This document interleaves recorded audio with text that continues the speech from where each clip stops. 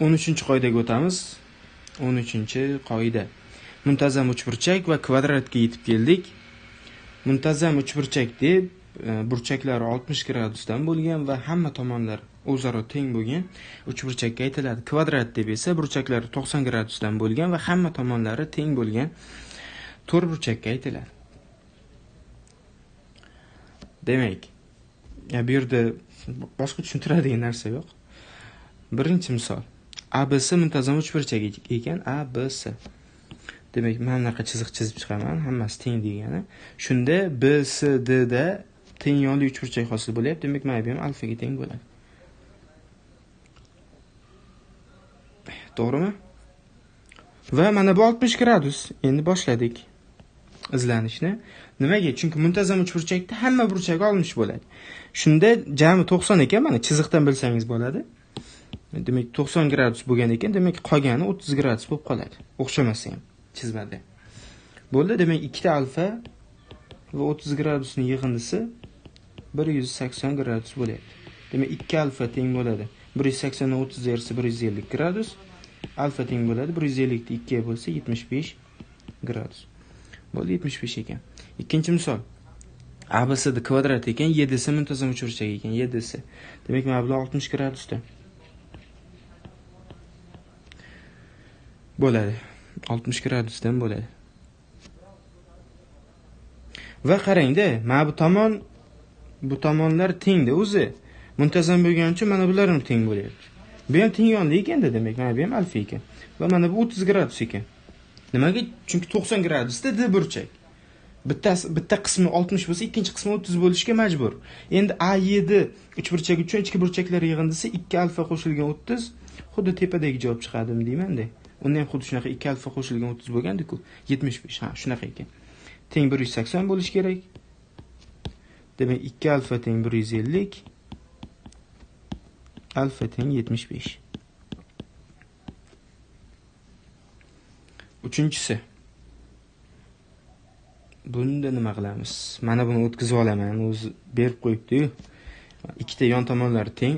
Asos uchidagi burchak 30 gradus bo'lsa, mana bular ham 60 gradusdan bo'lib qoladi. Majbur chunki teng bo'ladi. Hozir betta deb olib ishlasam ham baribir shu 60 gradusdan chiqadi.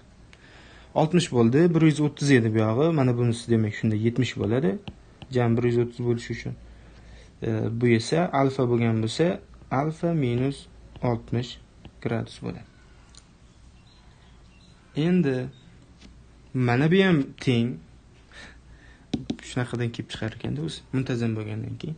Va ACD uchburchak uchun AC CD ga teng bo'lib qolyapti. Shundan demak mana bu ham 70 gradus ekanligi kelib chiqadi. Uchburchak ichki burchaklari yig'indisiga ko'ra ikkita 70 va alfa minus 60 teng bo'lishi kerak 180 ga. Buni alfani topishimiz kerak. Alfa teng bo'ladi 180 ga 60 ni qo'shib 140 dan ayirishimiz kerak. 140 ni ayirishimiz kerak, danmas. 180 ga 60 240, 140 dan ayirsak 100. Mana javobimiz chiqdi. 100 gradus ekan. Tushuna oldingiz-a? 14-qoidaga o'tamiz. 14-qoidada ABC uchburchak uchun AF balandlik va AY bu nima ekan AY?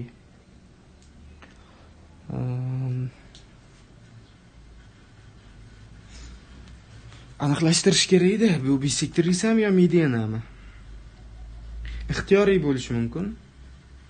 BAY ixtiyoriy emas shekilli BAY teng ekan. Bisektris ekan. Bilib oldik. Mana bu L ekan, bu H ekan. Tushunib oling, bisektris ekan. Balandlik va bisektris orasidagi burchakni qanday topar ekanmiz? Bu alfa teng bo'lar ekan burchak B ayrilgan burchak C taqsim 2. Juda ham oson, juda ham zo'r formula. To'g'rimi? Mana burchak B va burchak C ni ayirmasini yarmiga teng bo'lar ekan. Buni ham isbot unchalik qiyin emas, hozir ko'rib o'tirmaymiz. Shunchaki mana burchaklarni alfa, buni beta deb olib, mana bunisini x deb olib ishlang, chiqadi. 90 bo'lsa mana bu 90 minus alfa bo'ladi. Va hokazo. Tushunyapsiz? Nima demoqchi bo'lganimga? Biz esa tezroq misollarni ishlaymiz. Birinchi misol. Demak, alfa teng bo'ladi 70 ayrilgan 30 taqsim 2. 40 gradus taqsim 2. 20 gradus ekan. Ikkinchisi 10 gradus teng bo'ladi 40 ayrilgan alfa taqsim 2 demoqchi edim. Shunaqa bo'lish kerak. Taqsim 2. Demak, 40 ayrilgan alfa teng bo'ldi 20 ga. Yo'q, qarang. Bisektor esa qaysi tomonga qarab tushgan bo'lsa, mana qarang. Mana bu yerda y bu S burchakka qarab tushyapti-da. Mana qarang. Tushunyapsiz? Qaysi tomonga og'yapti? S burchak tomonga og'sa, B dan S'ni ayirishimiz kerak. Bo'lmasa aksi. Hozir bu yerda aksi bo'lyapti. B tomonga og'yaptimi? S dan B'ni ayirishimiz kerak. S burchak B burchakdan kattaroq hisoblanadi shunda. Og'ishiga qarab. Bisektor esa qaysi tomonga og'ishiga qarab. Demak, 10 gradus teng bo'ladi alfa minus 40 taqsim 2. Demak, alfa minus 40 teng 2 kere 10 20 gradus. Alfa teng ekan 60 gradusga. Uchinchisi. Mana bu 90 minus alfa bo'ladi.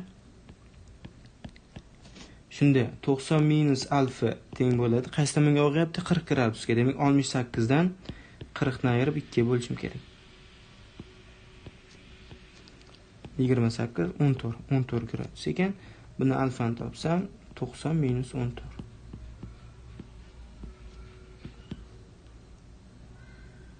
76 gradus ekan.